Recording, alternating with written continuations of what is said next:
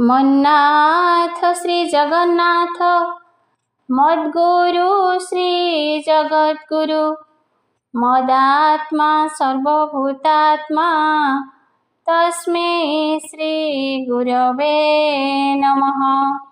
ॐ नमो भगवते वासुदेवाय। श्रीमद्भागवत महापुराण षष्ठ स्कंध प्रथम अध्याय। अजामिल कुज मधुते धरन्ते मिली विष्णुदूते ताहाक कथोपकथन प्रथम अध्याय वर्णन। शुकचरणे प्रणमित होई बोलन्ति परीक्षित राजा परीक्षित उवाच भो भागवत तुम्भे आदे कहिल जादितीय स्कंधे निवृत्ति मार्ग परकारे जेमन्ते अर्चिरादिपुरे जोगे लभन्ति प्रजापति क्रमे तांकर संगे मुक्ति आर प्रवृत्ति मार्ग जेहि स्वर्गादि सुख जहि पाई प्रकृति विलय भावे जन्म मरण जीव लभे पुणी हुए से पुणी जाए से मार्ग कहिल तृतीय जे पुणी अधर्म लक्षण नरक मानक वर्णन जे स्वयंभुव मनु आदि कहिल चतुर्थे संपादी उत्तान पाद प्रिय व्रत एबे निबंशानुचरित दीप बरस महीधर नदी उद्यान जे सागर पृथ्वी मंडल स्थान सूर्य मंडल ज्योतिर्गण चंद्र तारका आदि करी भाग विवर अनुसरी जेमंत प्रकारे ईश्वर सर्जिले अखिल संसार ए सर्व कहिल मो आग एबे पुछई महाभाग नाना प्रकारे जे नरक प्राणी संचरन्ति अनेक उग्र जातना को भुंजन्ति कि कले तहि न पड़न्ति विशेष करी महाभाग कह अनुरागे मो आग। श्री शुक उवाच मन वचन शरीर रे जे प्राणी पाप कार्य करे इह लोकरे देह धरी जेबे प्रायश्चित न करे किय वा परम ईश्वरे पूजा न करे भक्ति भरे अथवा नाम संकीर्तने श्रद्धा न करे भगवाने निश्चय जातना नरक से प्राणी लभन्ति अनेक जे बण प्रकारे भिषक करई चिकित्सा अनेक रोगर गुरु लघु जानी निदान कथा परिमाणे ते मंत मरणर आगे संजत मना होई बेगे पापर निवारण अर्थे करिब सद्य प्रायश्चिते राजा परीक्षित उवाच पाप हित परिमाणी तथापि विषयारे प्राणी पापरे पुणी ही प्रवर्ते कि कार्य तेबे प्रायश्चिते केबे बापा पुनि बर्तई पुण्य ଆଚରଇ। ଏଥୁ ଅନ୍ତରେ ପ୍ରାୟଶ୍ଚିତ କୁଞ୍ଜର ସ୍ନାନ କଲା ମତ। ଶ୍ରୀଶୁକ ଉବାଚ କର୍ମରେ କରି କର୍ମମାନ ନିଗ୍ରହ କରନ୍ତି ଯେ ଜନ। କର୍ମ ସମୂଳେ ନାଶ ନୋଇ ଏହାର ସ୍ୱଭାବଟି ଏହି।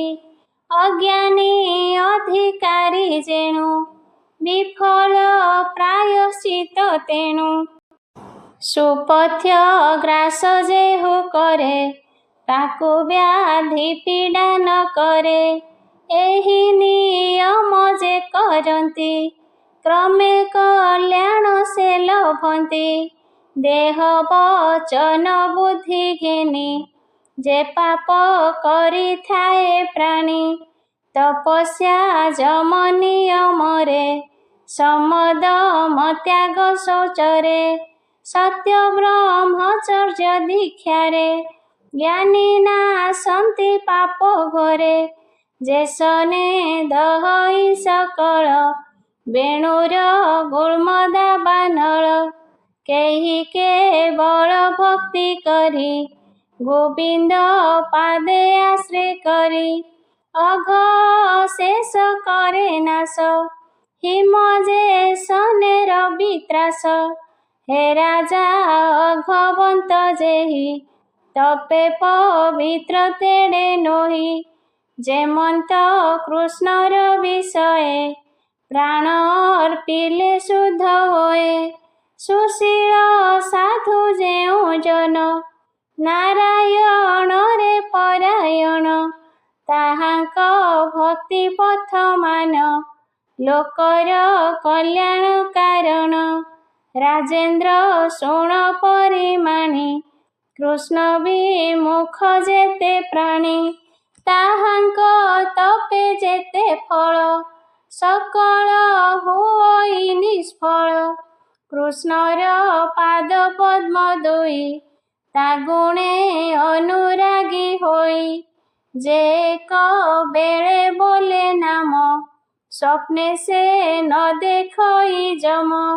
ତା ଦୂତେ ପାଶର ଯୁଧାରି ନ ଦେଖେ ଚିହ୍ନ ତାହାଙ୍କରି।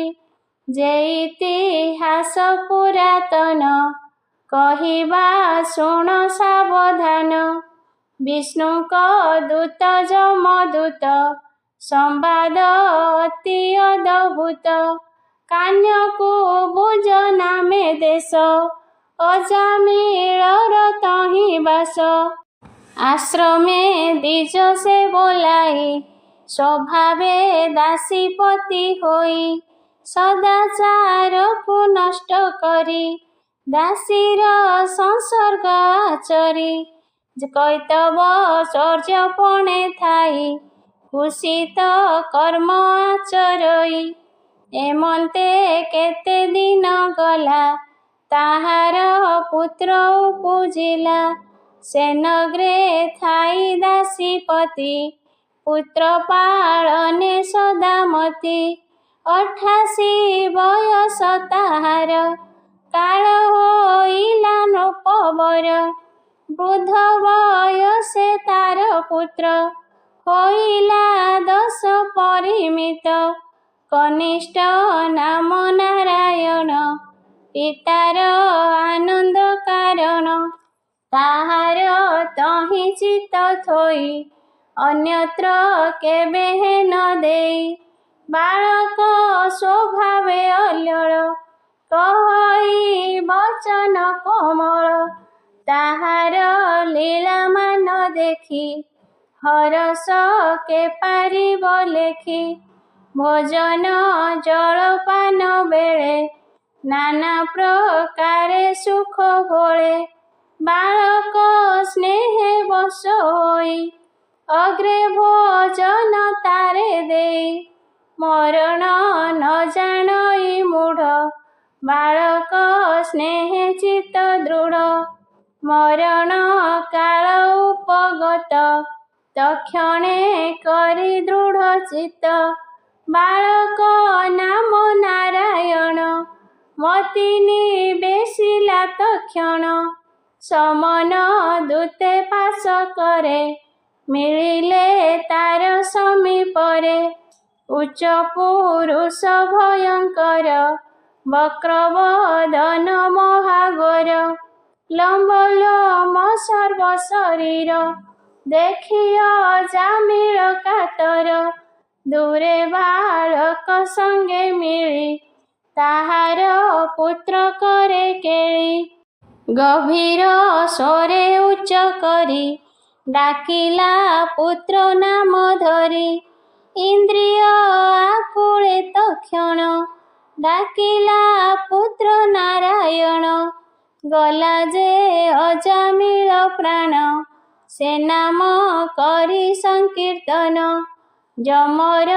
ଦୂତ ଥିଲେ ବେଢ଼ି ହସ୍ତରେ ପାଶରଜୁ ଧରି ଶୁଣି ତା ମୁଖୁ ନାରାୟଣ ଆସି ମିଳିଲେ ବିଷ୍ଣୁଗଣ ସେ ଅଜାମିଳ ହୃଦୟରୁ ଜୀବକୁ ଆକର୍ଷଣ କରୁ ଯମଦୂତଙ୍କୁ ବିଷ୍ଣୁଦୂତେ ବଳେ ନିବାରିଲେ ତୁରିତେ ବହିବ ସ୍ୱତ ପ୍ରଭୁ ଯାର ସେ ଦୂତ ମାନଙ୍କ ଉତ୍ତର ବିଷ୍ଣୁଦୂତ ମାନଙ୍କୁ କହି ତୁମ୍ଭେ ନିବାର କାହିଁ ପାଇଁ ଧର୍ମରାଜାର ଆଜ୍ଞା ମାନ କିମ୍ପାଇଁ କରୁଛ ଲଙ୍ଘନ କାହାର ତୁମ୍ଭେ ମାନେ ଦୂତ କାହୁଁ ବା ଅଇଲ ତୁରିତ କିମ୍ପାଇଁ ଆମ୍ଭଙ୍କୁ ନିରୋଧ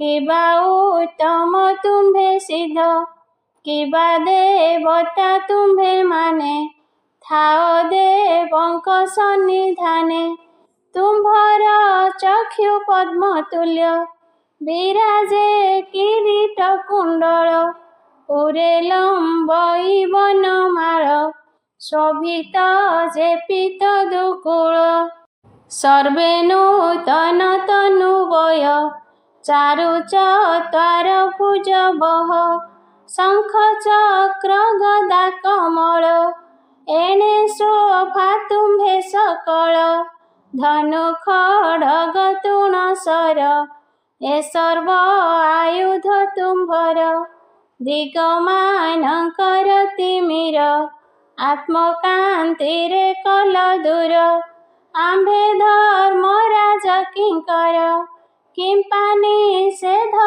ତୁମ୍ଭେ କର ଶ୍ରୀଶୁକ ଉବାଚ ଯମଦୂତଙ୍କ କଥା ଅନ୍ତେ ହସି କହନ୍ତି ବିଷ୍ଣୁଦୂତେ ମେଘ ଗମ୍ଭୀର ପ୍ରାୟ ବାଣୀ ଯମଦୂତଙ୍କ ଆଗେ ଭଣି ବିଷ୍ଣୁଦୂତା ଉଚୁଃ ତୁମ୍ଭେ ଦୂତ ଧର୍ମରାଜାର ତାହାଙ୍କ ଆଜ୍ଞା ଯେବେ କର ଧର୍ମ ଅଧର୍ମର ଲକ୍ଷଣ କହିବା ଆମ୍ଭର ଆଗେଣ ପ୍ରାଣୀ କି କଲେ ଦଣ୍ଡ ପାଇ ଦଣ୍ଡର ସ୍ଥାନ କେବା ହୋଇ ଦଣ୍ଡକୁ ସହଇ କେମନ୍ତେ ମନୁଷ୍ୟ ଜନ୍ତୁ ଏ ଜଗତେ ଯମଦୂତା ଉଚୁଃ ବେଦ ବିହିତ ଯେତେ କର୍ମ ସେହି ସଂସାରେ ନିତ୍ୟ ଧର୍ମ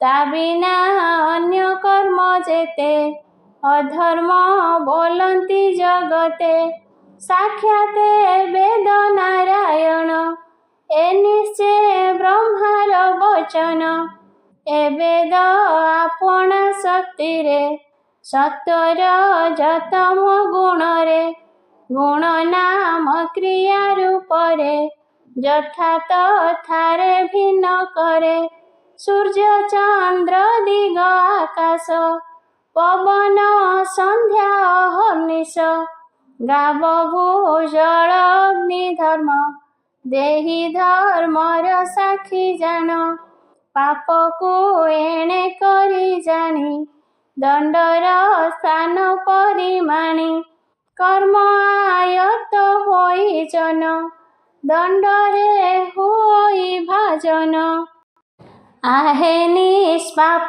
प्राणी माने कर्म करती जेते जने सत्कर्म जे माने करती स्वकर्म फल से लभंती मंद कर्म रे युक्त जेहु सुफल लभी बसे काहू विधि निषेध बेनि कर्म ए नित्य कहंती आगम विहित कर्म जे करई तार पापकु भय नाही निषेध कर्म करे जेहु सकल दंड सहे सेहु एघेनी वेद ब्रह्ममय सुजन वेद मार्गे रहे धर्म धर्म आचरण करती जेहु प्राणी मान से प्राणी माने अबनी रे फला फल को भोग करे हे देव श्रेष्ठ तुम्भे माने संसारे प्राणी माने जेने त्रिविध लक्षण लभंती जे यथा कर्म आचरती गुण विचित्र भावु करी प्राणी विषय आचरी कालर वर्तमान गुण भूत भविष्यत प्रमाण तेसने प्राणी जन्म प्रकाश करे धर्माधर्म जे धर्म राज जंतु साई से संयम मणिपुरे थाई प्राणीर अंतर्जामी होई धर्म धर्म को जानई तम गुण रे युक्त होई प्राणी सुकर्म न जानई ए देहे अहमिका बही जन्म कारणे नाशई ज्ञान कर मदसेन्द्रिय मन आर पंच विषय ए षट दश लिंग देहे ए जीव भुंजई विषय जेयबा पंचभूत गुण सृष्टि की करई भियान महत तत्व अहंकार ए आदि जेते पर त्रिगुण शक्ति आदि जेते एहाकु धरी हृदगते हेमंत प्रकारेण देहि हरस शोक कुल भई तेणु षड्वर्ग अर्जित करई कर्म विपरीत कोशकार प्राय होई कर्म रे आत्मा क्रोधई एथु अंतरे पुणी सेहि तहि रही मोह होई स्वभावे कर्म वश होई निरते कर्म को करई एथु अंतरे पुण सेहि अदृष्ट बसे देह बही माता पितार अनुरूप लभई स्थूल सूक्ष्म रूप प्रकृति संगरु पुरुष ए रूप सर्व करे नाश पूर्व वृत्तांत एबे शुण वेद संपन्न ए ब्राह्मण धर्मज्ञ शीलवंत पूर्ण सुशांत सुज्ञानी निपुण मृदु मंत्रज्ञ सुचिदाता सत्य वचन धृत व्रता अतिथि वृद्ध गुरु अग्नि एहांक सेवा सिरे घेनी सर्वभूतरे मित्रपण कोपवर्जित साधु गुण अशेष गुण स्थान एहि सुशील वृत्ति रे जियई पिता ज्ञारे ब्राह्मण एक काले बने गमीन पुष्प समिध फल कोसे घेनिया सई मन तोषे ସ୍ତ୍ରୀ ସହିତେ ବନେ ଥିଲା, କାମୀ ଶୂଦ୍ରକୁ ଏ ଦେଖିଲା। ମଦ୍ୟପାନରେ ରକ୍ତ ନେତ୍ର, ବିହଳ ହୋଇଅଛି ଚିତ୍ତ। ନିବିଖସିଛି ମତ ଭରେ, ମୂଢ଼ ଲଜ୍ଜାକୁ କରି ଦୂରେ। ହାସ୍ୟ ଗାୟନ କ୍ରୀଡ଼ା ରସେ, ଲୀଳା କରଇ ତାର ପାଶେ। କନ୍ଦର୍ପେ ଲିପ୍ତ ମନ ହୋଇ, ବୁଝେ ଆଲିଙ୍ଗନ କରଇ। ବିପ୍ର ସ୍ତ୍ରୀକୁ ଦେଖି କରି, ଇନ୍ଦ୍ରିୟ ବସେ ଅନୁସରି। ଏମନ୍ତେ ତାହାକୁ ଦେଖିଲା, ମନରେ ମୋହିତ ହୋଇଲା। ଆପଣା ଆତ୍ମା ସ୍ଥିର କରି, ମନରେ ବହୁତ ବିଚାରି। ହେଲେ ହେ ସତ୍ୱଗୁଣେ ସ୍ଥିତ, କନ୍ଦର୍ପେ ହୋଇଲା ପୀଡ଼ିତ। ସ୍ତ୍ରୀ ବିଷये ଅଭିରାମ, କପଟ ଗ୍ରହ ହୋଇ କାମ। ତେଣେ ପ୍ରମତ୍ତ ମନ ତାର, ନିଜ ଧର୍ମକୁ କଲା ଦୂର। ପିନୌରଜ ମନ ହରେ, ସ୍ନେହରେ ସ୍ତ୍ରୀ ବିଷୟରେ। ପରିତୋଷଣ ତାକୁ କରି, ସେବକ ମତେ ଆଜ୍ଞାକାରୀ। କୋମଳ ବାକେ ମନ ହରି, ପ୍ରସନ୍ନ ଯେମନ୍ତେ ସୁନ୍ଦରୀ। ନିଜ ଯୁବତୀ କୁଳ ସ୍ତ୍ରୀ, ତେଜିଲା ବିପ୍ର ମନ୍ଦାଚାରୀ। ସ୍ୱରିଣୀ ଅପାଙ୍ଗ ଇଙ୍ଗିତେ, ବନ୍ଦୀ ହୋଇଲା ତାର ଚିତ୍ତେ। ତା ବିନୁ ନ ଜାଣଇ ଆନ, ତିଳେ ବିଚ୍ଛେଦ ନୋହେ ମନ। ଅଧର୍ମ ବୁଦ୍ଧି ସେ ବ୍ରାହ୍ମଣ, ନିରତେ ବେଶ୍ୟା ପରାୟଣ। ଧର୍ମେ ଅଧର୍ମେ ଧନ ଆଣି, ସନ୍ତୋଷ କରଇ ସ୍ୱରିଣୀ। ଯେଉଁ କାରଣୁ ଲଙ୍ଘି ଶାସ୍ତ୍ର, ସ୍ୱରିଣୀ ରତ ଅବିରତ। ଗର୍ହିତ କର୍ମେ ପ୍ରବର୍ତ୍ତିଲା, ପୂର୍ବର ଧର୍ମ ନାଶ କଲା। ଏଣୁ ଏ ପାପୀ ଦ୍ୱିଜେ ନେଇ, ଯମର ଛାମୁରେ ଦେବଇଁ।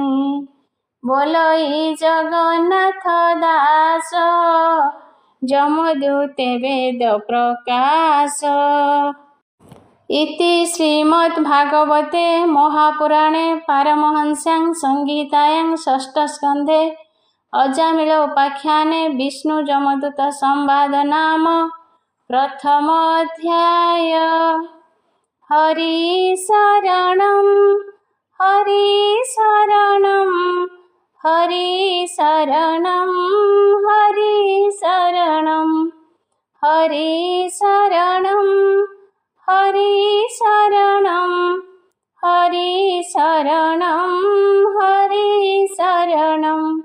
ଗୁରୁ ଶରଣଂ ଗୁରୁ ଶରଣଂ ଗୁରୁ ଶରଣଂ ଗୁରୁ ଶରଣଂ ଗୁରୁ ଶରଣଂ ଗୁରୁ ଶରଣଂ ଗୁରୁ ଶରଣଂ ଗୁରୁ ଶରଣଂ। ବାବା ଶରଣଂ ବାବା ଶରଣଂ ବାବା ଶରଣଂ ବାବା ଶରଣଂ ବାବା ଶରଣଂ ବାବା ଶରଣଂ ବାବା ଶରଣଂ ବାବା ଶରଣଂ। ହରି ଶରଣଂ ହରି ଶରଣଂ ହରି ଶରଣଂ ହରି ଶରଣଂ ହରି ଶରଣଂ ହରି ଶରଣଂ ହରି ଶରଣଂ ହରି ଶରଣଂ। ଗୁରୁ ଶରଣଂ ଗୁରୁ ଶରଣଂ गुरु शरणं गुरु शरणं गुरु शरणं गुरु शरणं गुरु शरणं